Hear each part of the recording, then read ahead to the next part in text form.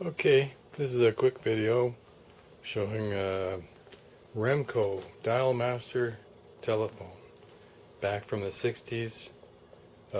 My wife's friend brought these over, and she used to use them when she was a kid, and she was excited about finding these flea market or a thrift store.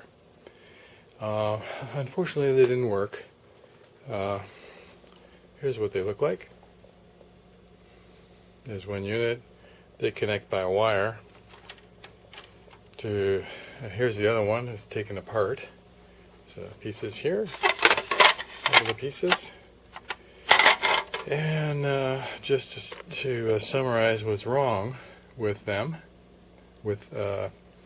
well, being from the 60s, it's like 60 years old. Plus, these brass bars, they all oxidize and don't make very good connection after that length of time. So I pretty much cleaned up every connection in here and just point out exactly what I did, in case anybody wants to restore theirs back to working order. Here's two bars here. I made a solder connection there. It wasn't a very good connection. And then where these screws are, I put the screws holding this battery. This is there's a connection here to connect to the other unit. That's what these two things are here, and this little tab has to connect to this bar. I put a tooth washer in between there, between those two metal contacts. So the tooth washer digs into the through the oxide and makes a better connection. So all of these, wherever these screws are, I added a tooth washer. And just so you know what I'm talking about, here's a tooth washer. It's just a flat washer, and maybe I'll put it down. It's a flat washer, and it's got some teeth on it that allow you that dig into the oxide on the bars, so it makes a better connection. Okay, the other things I did. This buzzer here, the way the buzzer works. I'll do it this way. Okay. The way the buzzer works is this magnet pulls this steel armature in, then makes it, shorts it out the connection to the bell actually, and then lets go, and then the armature, the magnet pulls it back in, and then it shorts it out and lets go. So there's an electrical connection between the bell and this steel bar, and you get little micro arcings. You need to clean out some of the burning that happens underneath it. And I just use a piece of 320 or 600 grit sandpaper, and you just stick it underneath, hold that down and pull the sandpaper through, and then turn it over and do it again, and that cleans that up. There are also some other connections that need cleaning up. Right here, there's a connection, actually two connections here. This is the plunger of the phone right here, this guy. So it pushes this down. So when it's not pushed down, it's connecting at the top. When it is pushed down, it's connecting at the bottom. So you got to make sure all those connections are good. And also, when you dial the phone, like this,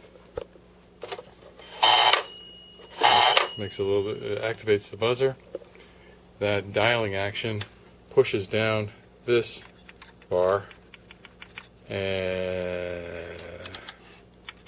Oh yeah, it's not working because I've got the microphone pulled out of here. I think that's why it's not working. Batteries are in it. Oh, because it's got to be hung up. There we go. So, hang up the phone, push dial the phone, and you get the buzzing like that. So this is a connection that needs to be cleaned, as well as those two there. So, oh, and one other thing, I found that these two wires here, they lead to the receiver, and this one here, the connection to the terminal here was broken or oxidized and not making connections. So I just cut it, stripped a little tip off the wire, and soldered it to the end of the terminal. And I did the same thing on this one just to be complete. And so that cleans up all the connections. And one last thing was wrong, and that was with only the one unit, the microphone was shorted. And the reason I know it was shorted or not working was I took the other one apart, I measured it, about 200 ohms across the terminals of the microphone. Take this out here to show you what the microphone looks like. Here's the original microphone. There. And comes out like that. Okay, so anyway, it is a carbon microphone, like in the old style telephones. And they work by pieces of carbon shifting around with your voice, the vibration of your voice. And so when you measure the resistance of it, it's a couple of hundred ohms. The non-working one was shorted, it was 0 ohms. So I put in one of these, and this is out of a old style telephone. And it basically does exactly the same thing. Fits nicely. I had to modify the carrier, the original carrier. Here's one of these already in there, glued in, and I used the original carrier so it'll fit nicely into the phone.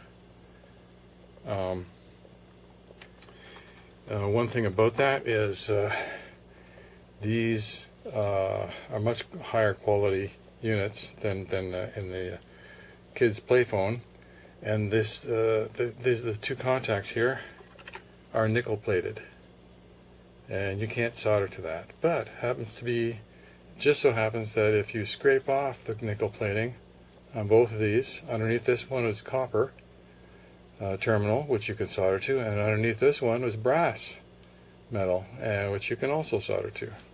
So you can see that I've done that here. I've got some solder on there, so when I put it back together, I'll just solder the wires on there and put it back in the phone. Away we go. One last thing, when you test the phone, when you know it's working, when you pick up the phone and you just put it up to your ear and your mouth, blow in the into the microphone, you should be able to hear it in the earpiece. If you don't hear it, you know something's not working. You got a connection problem. And in the case of that unit there was a microphone problem as well.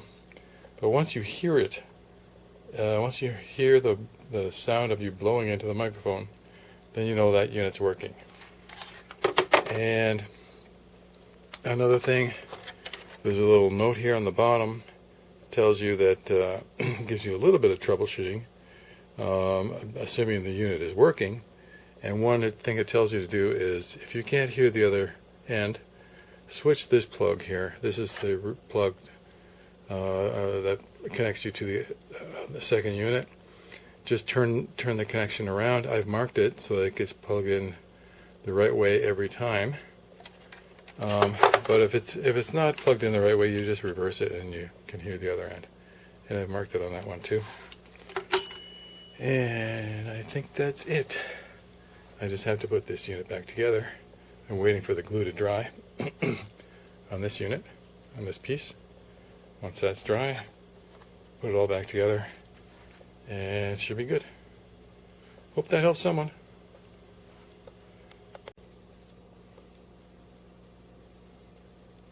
Yeah, one last useful tip.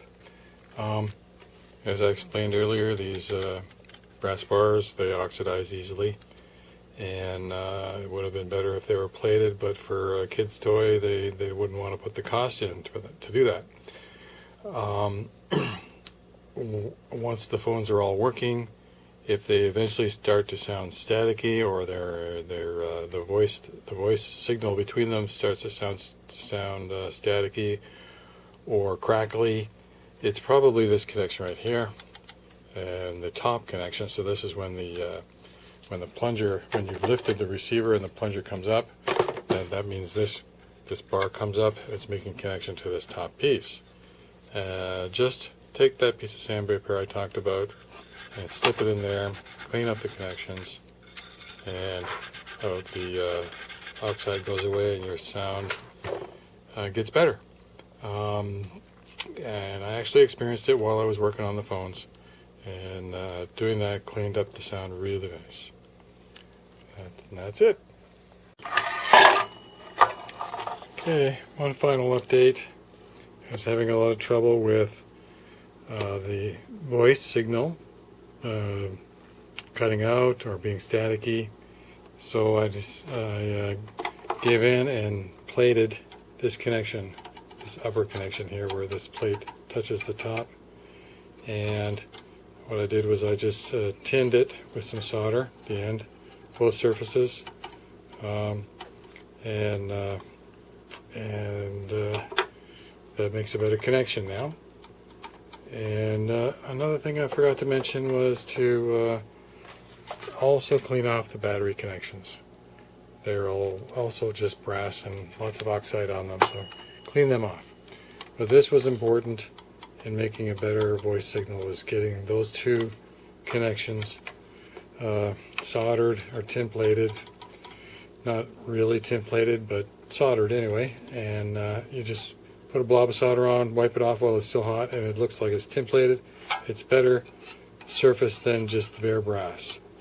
And so it makes a better connection in the upper part here. The bottom part is just for ringing the bell. That's not as important as the upper. That's for the voice.